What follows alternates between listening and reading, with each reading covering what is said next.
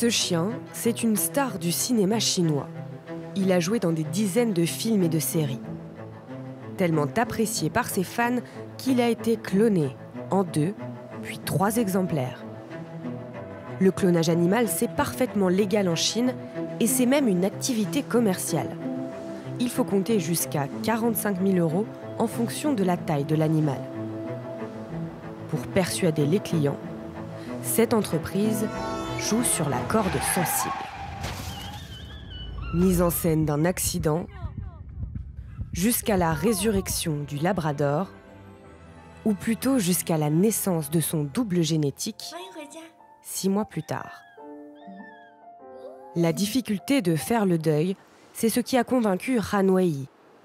Quand son chat Junio est mort à seulement 5 ans, elle était inconsolable. Il était comme un membre de ma famille. Sa simple existence était ma plus grande source de bonheur. J'espère donc maintenant lui offrir une nouvelle chance d'avoir une vie heureuse. Cette nouvelle vie, c'est celle d'un clone. Quand son chat est tombé malade, Han Wei a fait prélever ses cellules pour répliquer son chat à l'identique. Elle attend cette rencontre depuis plus d'1 an. C'est un miracle, le clonage. Il ronronne. Ça veut dire qu'il m'aime, non?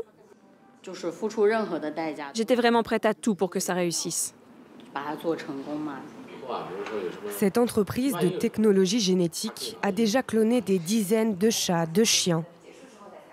Han Wei n'a pas hésité à payer 13 000 €. Regarde, c'est l'ancien toi. Pour sa maîtresse, la ressemblance est frappante. L'arrière du crâne ressemble beaucoup à celui de l'original. Les couleurs de la fourrure sur son museau aussi. Et puis, il a la même expression, n'est-ce pas? On voit la force de son âme dans son regard. Il a fallu plusieurs tentatives pour que ce clone survive. Avant lui, 2 embryons ont été créés puis inséminés dans des mères porteuses, mais n'ont pas survécu. L'utilisation des mères porteuses soulève des questions éthiques. Donc nous travaillons sur le développement de nouvelles technologies pour réduire les coûts et essayer de ne plus avoir recours à ces mères porteuses. Une fois l'ADN du félin enregistré, son clonage peut être répété à l'infini. Si la durée de vie naturelle du chat cloné prend fin dans une dizaine d'années, la propriétaire peut choisir de le cloner à nouveau. Nous pourrons fournir ce service. Notre technologie sera meilleure et ça coûtera moins cher. Alors que le clonage des animaux domestiques et d'élevage est illégal en Europe, sa commercialisation en Chine s'accélère. Ce poulain est le clone d'un crack de saut d'obstacle, une première dans le pays.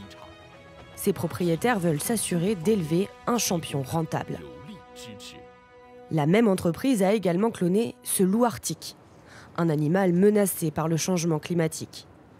L'expérience est présentée comme un espoir pour les espèces en voie de disparition.